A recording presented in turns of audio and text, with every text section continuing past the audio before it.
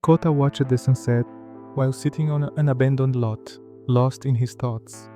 The sky was dyed in warm tones as his mind wandered far away. Then Yuko appeared, his younger sister. He asked her where she had been, since he had been looking for her for a while. He told her that they should go back home, because night was beginning to fall. Yuko frowned as if she did not want to hear those words. Even so, she ran off, and the two of them stayed a little longer, sharing food and talking about unimportant things. Kota guided the conversation. Yuko barely intervened, watching in silence. While they ate a chocolate, the boy asked if she wanted some too. Noticing the expression on his little sister's face, he asked her not to be upset and promised to lend her his slingshot. He gave a demonstration, emphasizing how incredible its power was. After that, he looked at her with a strange intensity, as if her figure were part of the melancholic sunset landscape. Yuko began to walk toward the tunnel. Kota warned her that their house was in another direction. She raised her hand, calling him. He replied sadly that he could not go with her. Little by little, her silhouette was swallowed by the shadows, and Kota returned alone. When he arrived home, his mother showed him new flyers with Yuko's photo, announcing her disappearance. She asked him where he had been, since he had said he would visit his friend Takashi. But she knew he had not gone. She had called, worried, and no one had seen him.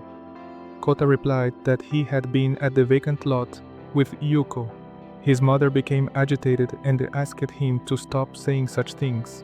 She reminded him that his sister had been missing for a long time, and that no one knew anything about her, and yet he continued to claim that he had seen her. Later, she spoke with her husband about taking Kota to the hospital, worried because he claimed to see her every day at sunset for the past year. They thought that perhaps guilt was consuming him, and that those visions were the product of his mind. What was unsettling was that they had always heard that Twilight was a dangerous time, a boundary where things and people could vanish, since at the limit between day and night it was possible to connect with the underworld and encounter ghosts.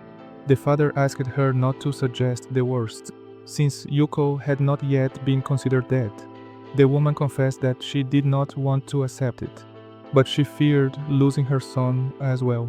That night, Kota relived in his dreams the day when everything changed. The sun was setting and Yuko asked him to leave. Annoyed at having his game interrupted, he told her that she could go back alone. That was the last image he had of her.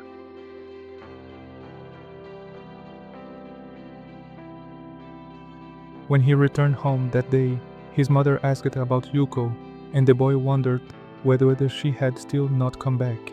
They searched for her everywhere until the police began an investigation. They only found her shoes. Months later, the body of a girl appeared in a lake.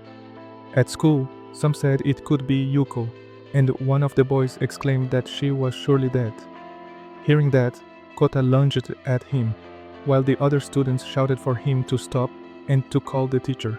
The boy insisted that, in a way, it was all Kota's fault, since he had left his little sister alone that afternoon.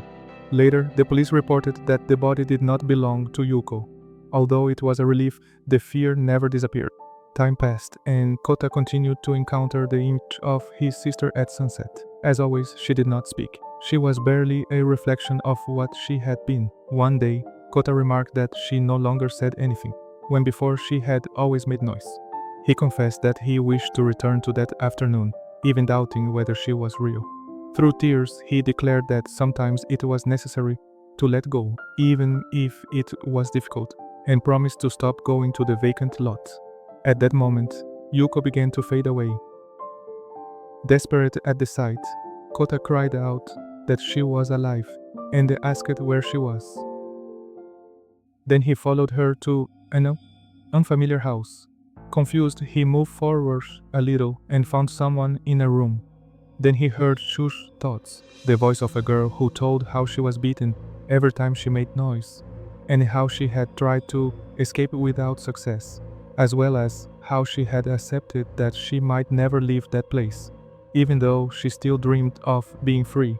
She added that, after being beaten so many times, she had stopped trying to escape and stopped screaming for help. Even so, she wished to return to the city to see everyone.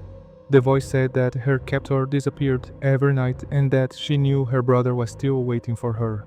Kota followed that voice while hearing that she prayed every night to go home, and that when she opened her eyes, she wished to be back with her family, beside her brother, knowing he would always be waiting. That was why, even exhausted, she kept trying to live a little longer.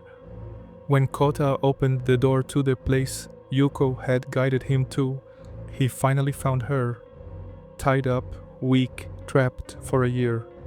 There was no time to celebrate. Someone was approaching. The man entered the room without noticing Kota, who had hidden. However, the kidnapper asked who was there. At that moment, the boy attacked him with all his strength.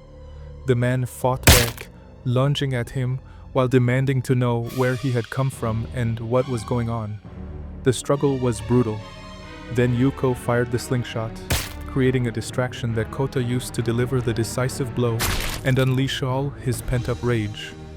Everything happened in front of his sister, who silently watched. When it was over, Kota freed her and said they were going home.